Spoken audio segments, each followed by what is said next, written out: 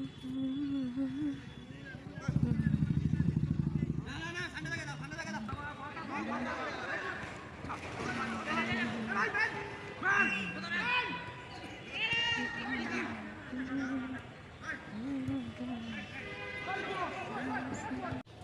Friends, দেখুন হাঁটা হয়ে গেছে। আমি পাঁচিলের গায়ে এই তুলসী গাছ কটা পেয়েছি, 1টা 2টো 3টে 4টে।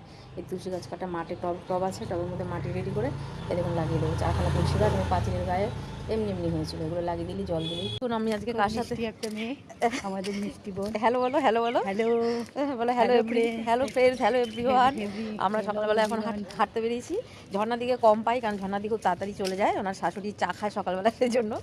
তো আমি আজকে আমাদের আছে, ওরা সব অন্য জায়গায় হাঁটতে গেছে, আমি আর ঝর্ণা দিয়ে আজকে হাঁটছি। তুমি আমাদের ফেসবুকে আছে, দেখবেন। ঝর্ণা কি জানো তোমার? বণিক। ঝর্ণা বণিক বলে আছেন।